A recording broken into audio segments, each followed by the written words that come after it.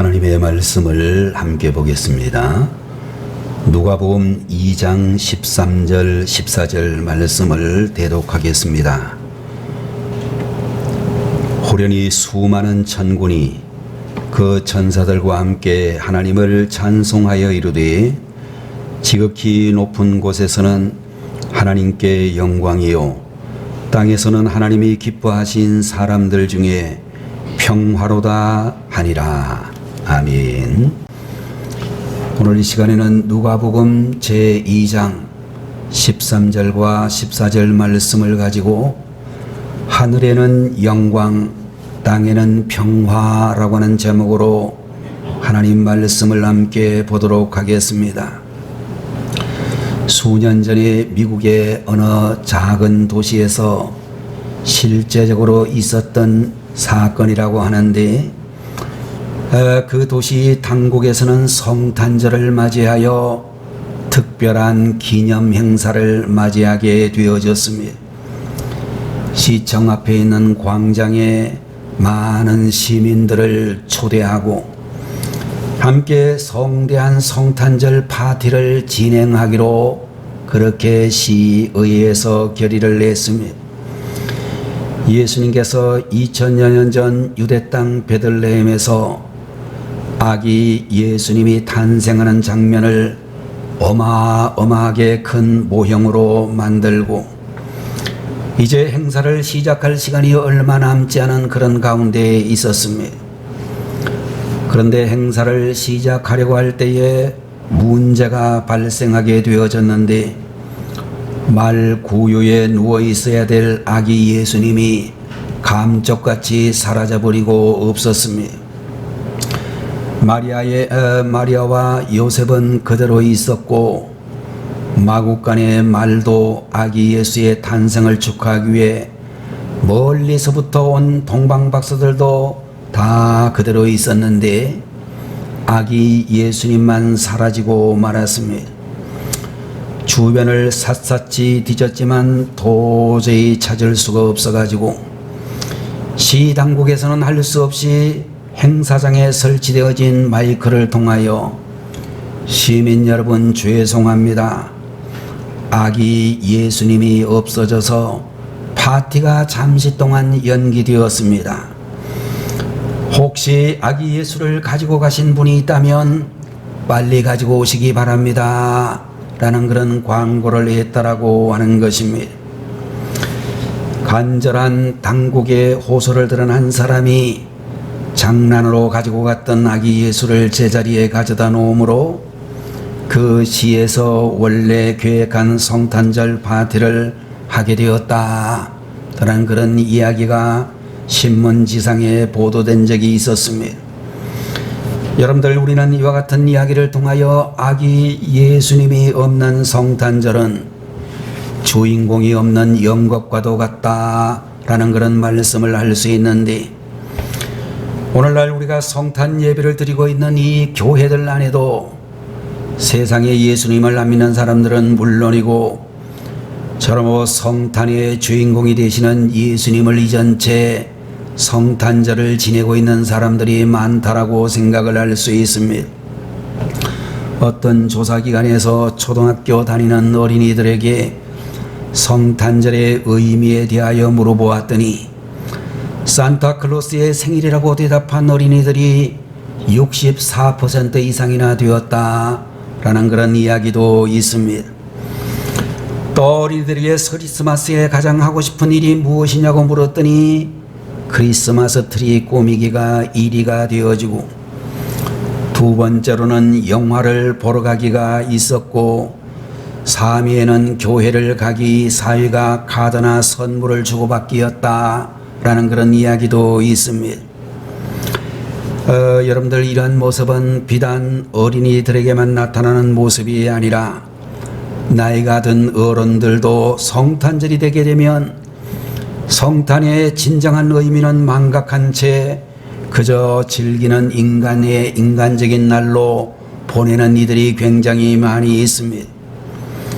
어떤 사람이 이야기하기를 한국의 성탄은 마시는 성탄이고 유럽의 서구의 성탄은 물건 사기에 바쁜 그런 크리스마스다라고 하는 이야기도 있습니다. 여러분들 우리들이 크리스마스 또 크리스마스 이렇게 이야기를 하는데 이 말이 우리에게 가르쳐주는 의미는 예수님을 의미하는 영어 크라이스트와 예배 또는 미사를 의미하는 마스가 합성된 말로 크리스마스라고 하는 말은 그리스도를 예배 드린다, 주님께 예배를 드린다라는 그런 뜻을 가지고 있는 말이라고 볼 수 있을 것입니다.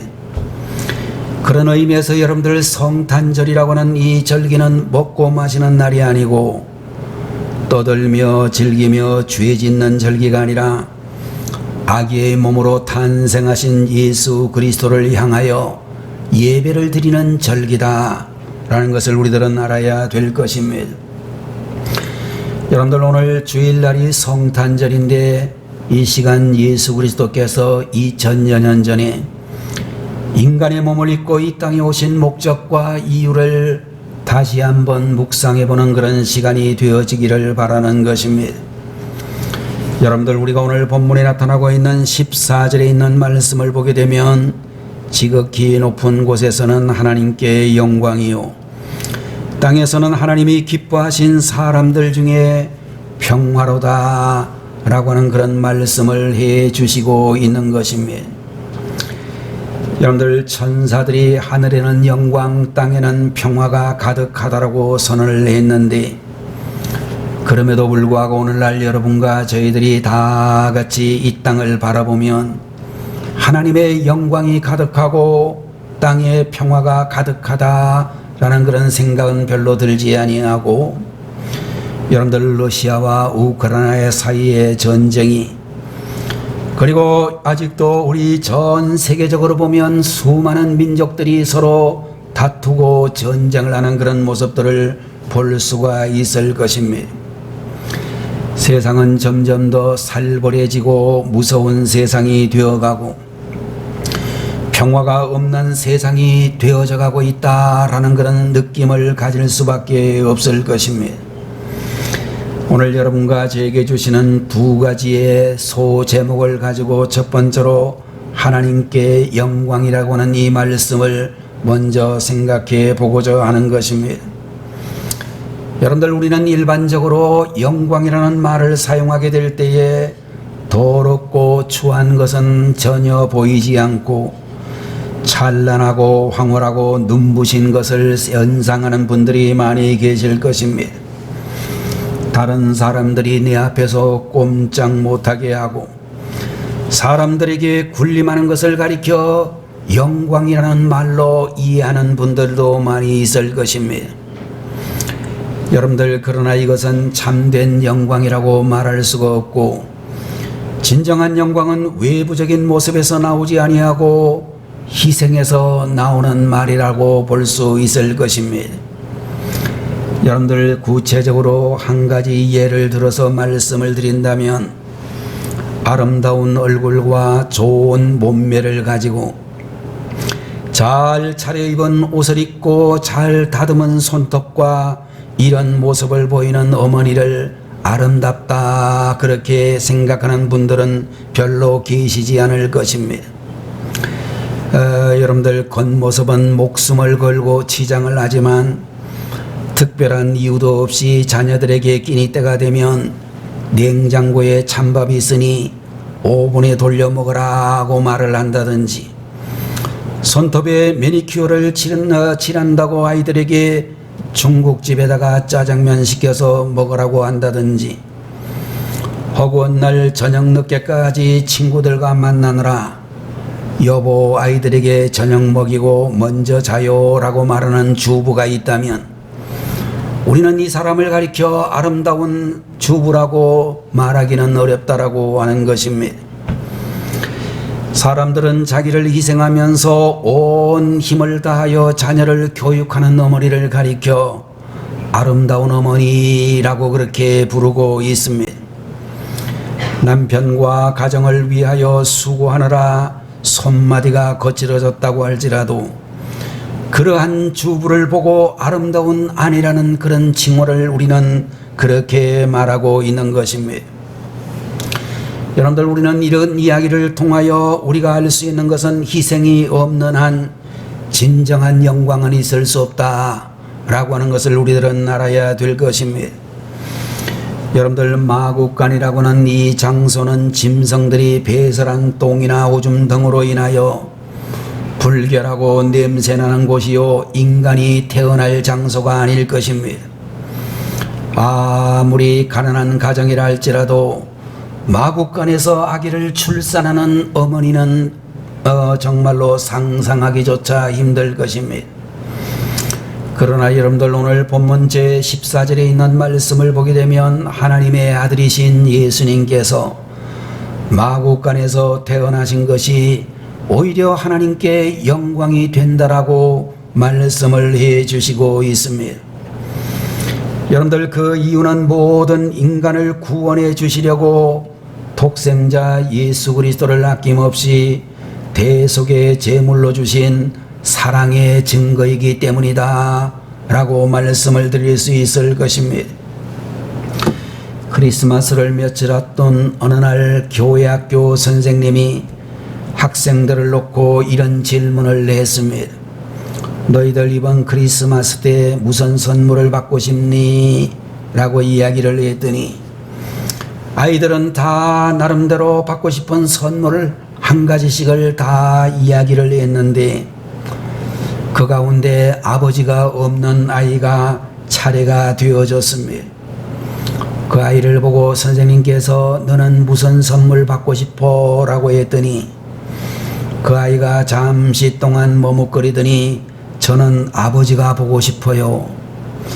아버지가 보고 싶을 때마다 사진을 꺼내서 보는데 이번 크리스마스 때는 아버지가 사진 속에 계시지 말고 그 속에서 나오셔서 저를 만나 주셨으면 좋겠어요 라고 말하면서 울고 있었습니다. 선생님은 마음이 너무 아파 그 아이를 안아주고 기도하다가 문득 생각이 나서 그 아이에게 말하기를 그래, 크리스마스란 바로 그런 날이란다. 사진 속에서 그냥 웃고 계시는 아버지가 아니고 얘야 나도 너를 사랑하고 보고 싶었단다.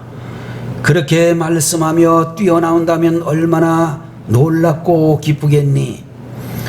크리스마스라고는 이날은 하나님께서 하늘 위에서 우리를 바라보고만 계시지 않고 인간의 몸으로 내려오신 날이란다 라고 그렇게 설명해 주었다라고 하는 것입니다. 여러분들, 하나님께서는 높은 보좌 위에서 팔짱을 끼고 인간 세상을 내려다만 보는 분이 아니시고 높고 높은 하늘의 보좌를 떠나 낮고 낮은 이 땅에 죄 많은 이 세상에 육신의 몸으로 친히 오셨다라고 말씀을 해주시고 있습니다. 여러분들, 성탄의 사건은 지극히 높은 곳에서 시작된 사건이요 하늘의 문이 땅을 향해 열려진 사건이다, 그렇게 말씀을 드릴 수 있을 것입니다. 여러분들, 성탄의 사건은 하나님께서 우리를 사랑하심을 만천하에 공개한 사건이며 이 사실을 확실하게 증명하신 사건이라고도 말할 수가 있을 것입니다. 죄와 사망에 처한 인류를 구원하기 위한 길을 열어놓으시기 위해 이 땅에 오신 예수님의 탄생의 사건은 하나님의 영광을 온 세계에 나타낸 사건이다, 그렇게 말할 수가 있습니다. 두 번째로 땅에서는 평화라고 하는 이 말씀을 살펴보도록 하겠습니다. 여러분들, 여기서 말씀하고 있는 이 평화라고 하는 말은 군사적인 의미의 평화란 뜻이 아니고 철학적인 의미의 평화나 정신적인 의미의 평화라는 뜻을 가지고 있는 그런 말이 아니라 여러분들, 여기서 말하고 있는 이 평화라는 말은 원어인 히브리어를 보게 되면 샬롬이라고 하는 말로 기록이 되어져 있음을 보는 것입니다. 여러분들, 샬롬이라고 하는 이 말의 의미는 처한 상황이나 주어진 형편과 상관이 없는 절대적인 평화라는 뜻을 가지고 있는 단어라고 하는 것이고, 이 평화는 세상이 줄 수 없는 평화를 의미한다라고도 볼 수 있을 것입니다. 3년 반 동안 제자들과 함께 계시면서 그들을 가르치고 훈련하시던 예수님께서 제자들 곁을 떠나시면서 그들에게 남겨주고 싶어 했던 가장 소중한 것이 바로 이 샬롬이라고 하는 평화라는 단어였습니다. 여러분들 요한복음 14장 27절의 말씀을 보게 되면 평안을 너희에게 끼치노니 곧 나의 평안을 너희에게 주노라. 내가 너희에게 주는 것은 세상이 주는 것 같지 아니하니라 라고 말씀을 해 주시고 있습니다. 여러분들, 세상이 줄 수 없는 샬롬, 세상은 알지도 못하는 샬롬, 상대적이거나 주관적이 아닌 영원하고도 놀라운 이 샬롬을 주님께서 약속해 주신 것이 성탄의 사건이라고 말할 수가 있을 것입니다. 예수님께서는 우리의 모든 죄를 담당하시고 십자가에 달려 돌아가셨다가 사흘 만에 부활하셔서 제자들에게 나타나 제일 먼저 하신 말씀 역시 샬롬이라는 말씀을 하셨습니다. 여러분들, 우리가 만일 예수님이라고 한다면 아마 부활하시고 난 다음에도 여전히 낙심하고 절망하고 갈릴리 바다에 고기 잡으러 갔던 제자들을 보고 호통을 치고 그들을 책망하는 말을 했을 것입니다. 3년 반 동안이나 나를 따라다니면서 훈련받은 너희들이 그 정도밖에 되지 않느냐고.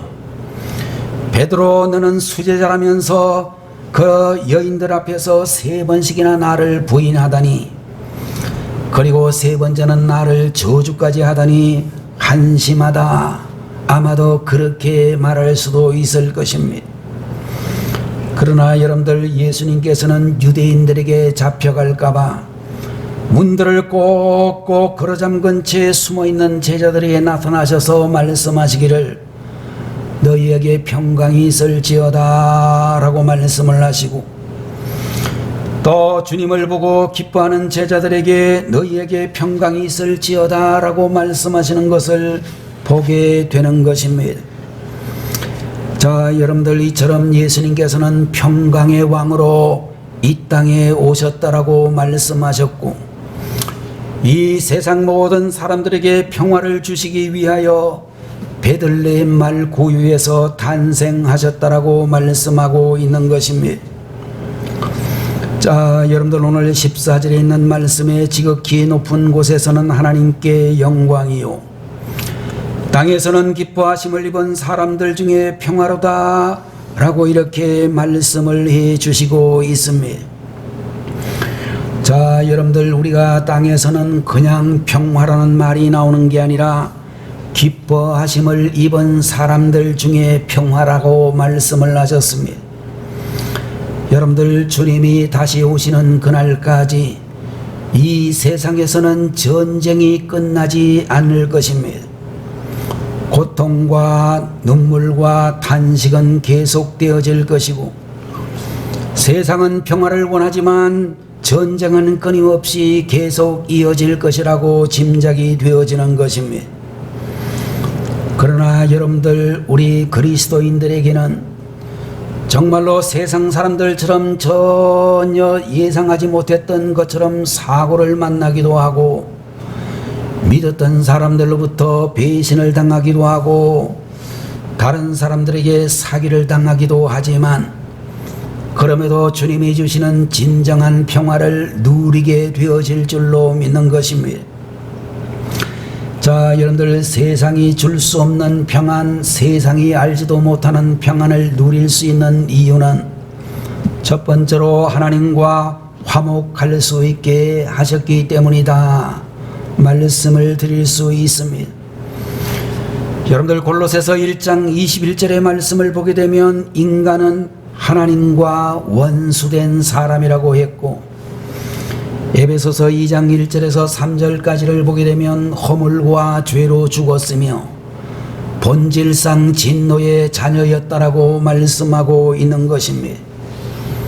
여러분들, 우리들은 하나님과 담을 쌓은 채로, 하나님과 화목하지 못한 채로 하나님의 원수가 되어 소망 없이 사는 그런 존재로 지금까지 살아왔습니다. 인간의 이와 같은 저주스러운 처지를 보다 못한 하나님께서는 인간과 화해를 하려고 여러 가지 노력을 하시는데, 어떤 때는 많은 선지자들을 보내시기도 하고, 어떤 때로는 물로 대홍수로 심판을 하시면서 인간이 하나님을 함부로 거역하지 못하도록 경고를 하시기도 했습니다. 어떤 때는 소돔과 고모라와 같이 악하고 음란한 성을 유황불로 심판하시면서 남아있는 사람들에게 경고를 하심에도 불구하고 사람들은 하나님께로 온전히 돌아오지를 못했습니다. 마침내 하나님께서는 중대한 결단을 내리셨는데, 그것이 바로 예수님께서 이 땅에 오신 사건인 것입니다. 하나님의 독생자를 사람의 몸으로 유대 땅 베들레헴의 말구유에 보잘것없는 모습으로 보내셨다라고 하는 것입니다. 하나님과 우리 사이를 화목할 수 있게 하셔서 우리로 하여금 평강을 누릴 수 있게 하셨다라고 말씀해 주시고 있는 것입니다. 두 번째 이유는 이웃과 화목할 수 있게 하셨기 때문이다 라고 말씀을 드릴 수 있습니다. 에베소서 2장 14절의 말씀을 보게 되면 그는 우리의 화평이신지라 둘로 하나를 만드사 중간에 막힌 담을 허시고 라는 그런 말씀이 기록이 되어져 있는데, 여러분들, 여기에서 둘이라고 하는 이것은 유대인과 이방인을 말하는 것으로, 여러분들, 우리가 정말로 중간에 막힌 담을 넣으셔서 유대인과 이방인들을 하나 되게 하셨다, 그렇게 말씀을 하시고, 또 우리들로 하여금 다른 사람들과 화목한 삶을 살도록 말씀하고 계신다는 것을 보게 되는 것입니다. 마태복음 5장 9절의 말씀을 보게 되면 화평케 하는 자들이 복이 있나니 저희가 하나님의 아들이라 일컬음을 받을 것이라고 말씀해 주시고 있습니다. 여러분들, 하나님의 아들, 하나님의 자녀는 어떤 사람들인고 하면 화평케 하는 자라고 우리에게 분명히 말씀해 주시고 있습니다. 다른 사람을 미워하고 시기하고 자기의 이기심을 위해 입만 열면 다른 사람을 정죄하는 사람이라고 한다면, 비록 자기 입으로는 예수를 믿는다고 하고 구원받았다라고 하고 하나님의 자녀가 되었다 할지라도 하나님의 자녀로 인정을 받을 수 없다는 것입니다. 호적에는 분명히 아들로 등재되어 있는데 그 아버지가 아들로 대우해 주지 않는다면 참으로 답답한 지경일 것입니다. 로마서 12장 18절 19절에 보면 할 수 있거든 너희로서는 모든 사람으로 더불어 평화하라. 내 사랑하는 자들아, 너희가 친히 원수를 갚지 말라. 원수를 사랑하라. 이렇게 우리에게 말씀해 주시고 있습니다. 자, 여러분들, 우리가 예수 그리스도의 십자가의 은혜를 받은 사람들이라고 한다면, 하나님과 화목하게 되어진 사람들이라고 한다면 모든 사람들과 더불어 평화해야 된다라고 가르쳐주고 있습니다. 여러분들, 모든이라고 하는 이 단어 속에는 나를 미워하는 사람도 있고 나를 헐뜯고 나를 험담하는 사람도 들어있고 내 마음에 들지 않는 사람들도 포함되어져 있다는 것입니다. 오늘 이 자리에 계시는 우리 성도님들 중에도 이제 세상적으로 정말로 별로 호감을 느끼지 못하는 이웃들이 많이 있을 수 있고, 교회를 우리가 같이 다니지만 교회 안에 다니고 있는 성도님들 중에도 별로 호감이 가지 않는 사람들도 있을 수 있을 것입니다. 여러분들, 우리가 분명히 알아야 될 것은 그 어떤 사람이라 할지라도 우리들은 화목하는 존재가 되어야 된다는 것입니다. 여러분들, 우리가 세상을 살다가 보면 감정이 상할 때가 있고 어떨 때는 심하게 언쟁을 할 수도 있고 서로 상처를 주기도 하고 피해를 입히기도 하는 그런 것이 바로 세상의 모습이라고 생각이 되는 것입니다. 나는 절대 누구에게도 피해를 주지 않고 나는 절대 어떤 사람에게도 상처를 주는 일이 없을 것이다, 그렇게 말하는 분들이 있을지 모르지만 그런 말 함부로 장담할 수 없는 것이 우리들의 진면목이라고 생각이 되는 것입니다. 또 우리는 용서받아야 될 사람이며 용서를 해야 되는 입장에 설 때도 있을 것입니다. 여러분들, 우리들에게 정말로 원수 같은 그런 존재가 내 앞에 있다라고 한다면 우리는 스스로 원수를 갚지 말라라고 성경은 말씀하시면서 원수는 하나님이 알아서 갚아주신다라고 말씀해 주시기도 했습니다. 상한 감정을 가지고 다른 사람을 용서하지 못한 채 마음의 미움을 품고 있으면 결국에 가서는 손해를 보는 것은 나 자신이라고 성경은 우리에게 말씀해 주시고 있는 것입니다. 여러분들, 우리는 세계의 많은 대륙들 가운데 남아메리카라고 하는 대륙을 알고 있는데 미국과 캐나다가 있는 이 지역은 북미라고 알려지고 있고 아르헨티나, 칠레, 브라질 이런 나라들이 있는 곳을 남미라고 부르는데 세계에서 국경이 제일 긴 나라가 칠레라고 알려지고 있는데 이 칠레라는 나라와 아르헨티나의 국경을 지나는 안데스 산맥이라고 하는 곳에 굉장히 큰 그리스도의 동상이 하나 세워져 있다라고 알려져 있습니다. 원래 아르헨티나와 칠레는 끊임없이 국경 분쟁을 일으켜 왔던 그런 나라들이었습니다. 전쟁은 수십 년 동안이나 계속 이어졌고 아르헨티나, 칠레 두 나라는 지칠 대로 지치게 되어졌습니다. 문제의 해결의 실마리가 보이지 않는 상태에서 그들은 끊임없는 소모적으로 국력만 낭비하고 있었습니다.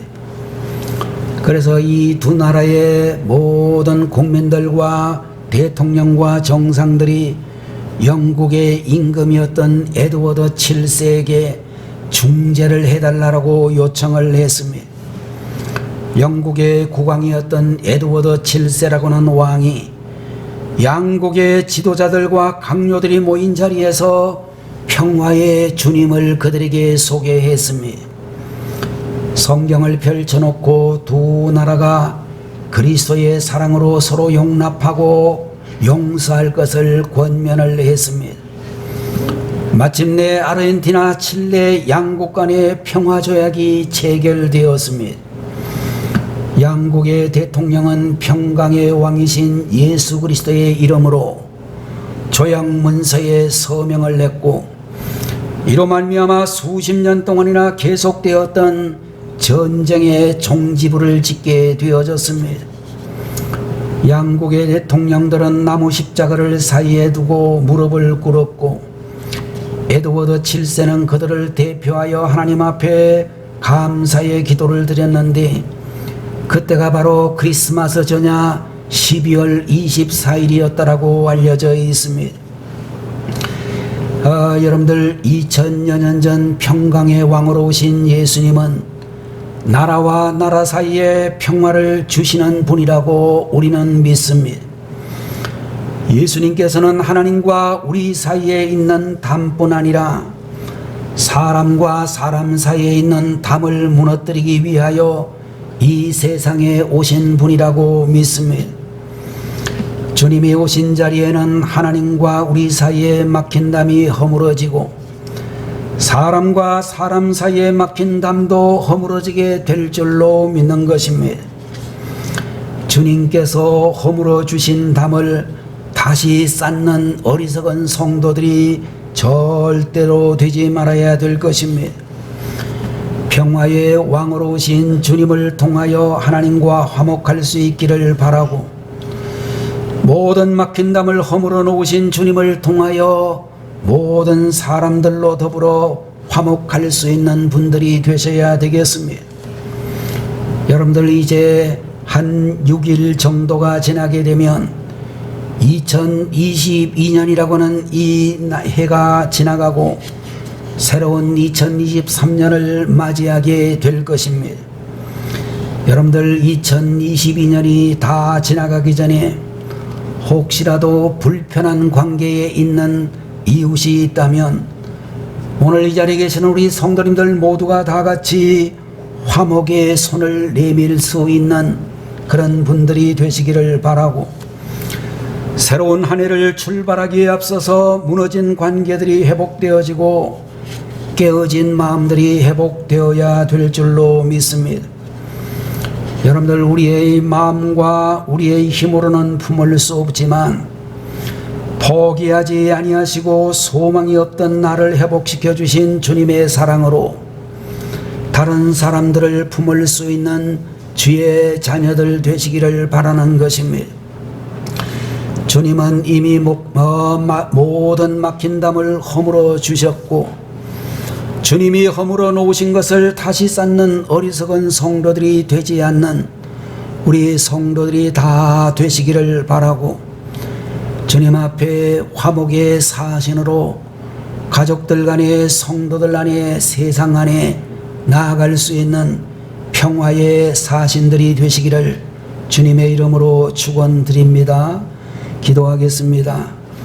거룩하신 우리 아버지 하나님, 하늘에는 영광, 땅에는 평화라는 제목의 말씀을 저희들에게 주시니 감사합니다. 사랑하시는 우리 아버지 하나님, 우리의 진정한 평화가 되시는 주님, 모든 담을 허물어 버리신 주님을 생각하며 찬양하고 헌신하고 나아가는 저희들이 다 되게 하여 주옵소서.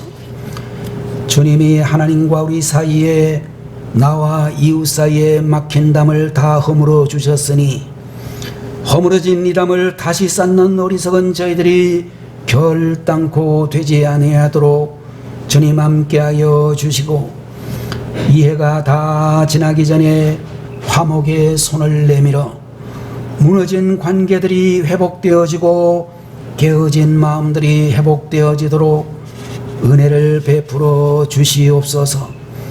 우리 주님, 참으로 주님의 은혜로 충만한 화목의 사신들로 다시 새롭게 태어나는 성도들 되게 하심을 믿사옵고, 예수 그리스도의 이름으로 간절히 기도 올리옵나이다.